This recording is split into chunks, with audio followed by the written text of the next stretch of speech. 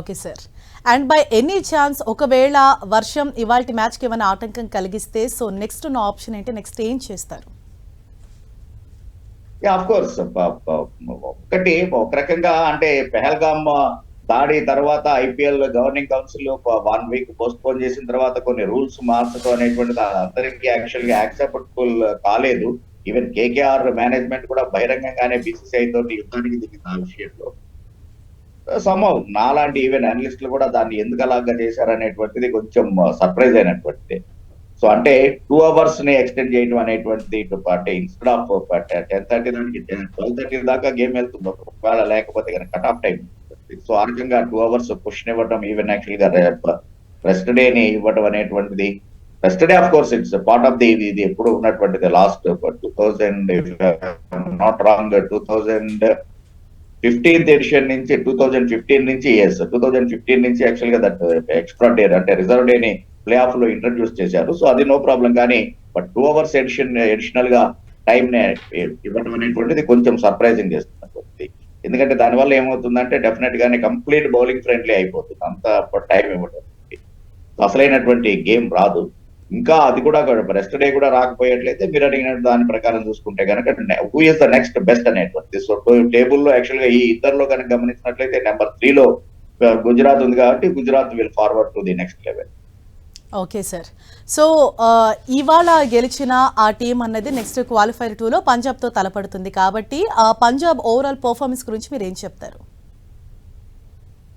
Punjab of course ఏదో ఒక్క match ఇది నిన్న నిజంగానే చాలా చెత్తగా ఆడారు వాళ్ళు. Everybody should accept that. ఎందుకంటే షార్ట్ సెలక్షన్ లోనే వాళ్ళ పొరపాటు అనేటువంటిది. ఈవెన్ యాక్చువల్ గా శ్రేయస్ అయ్యారు, అతనికి తెలుసు ఆల్రెడీ ఇద్దరు ఓపెనర్లు ఇద్దరు అవుట్ అయినటువంటి సందర్భంలో హ్యాజల్వుడ్ ఫ్రెష్ గా వచ్చాడు ఇంజురీ నుంచి కోలుకొని. సో దానికి ఆ రకమైనటువంటి ఆ స్లాష్ షాట్ కి వెళ్లాల్సినటువంటి అవసరం లేదు, కీపర్ కి క్యాచ్ ఇచ్చి అవుట్ అయిపోయాడు శ్రేయస్ అయ్యర్. సో కాబట్టి ఈవెన్ జోష్ ఇంగ్లీష్ ఇందాక కూడా చెప్పినట్టు జోష్ ఇంగ్లీష్ షార్ట్ సెలక్షన్ నాకు ఆశ్చర్యాన్ని కలిగించింది. Okay, I do agree. ఇప్పుడు ప్రియాన్ షారియా జస్ట్ యంగ్ కిడ్ ఇప్పుడిప్పుడే నేర్చుకుంటూ ఉన్నాడు. సో కాబట్టి ఆ ఉడుకు రక్తం అనేటువంటిది ఉంటుంది. కొద్దిగా అగ్రెసివ్ షాట్ కి వెళ్తే అవుట్ అయ్యాడంటే కనుక నేను అందుకే అతను తప్పు పట్టట్లేదు. But what about Shreyas Iyer and English? So అందుకని దాని నుంచి పోసే తప్పు. ఎందుకంటే don't forget Ricky Ponting is their coach.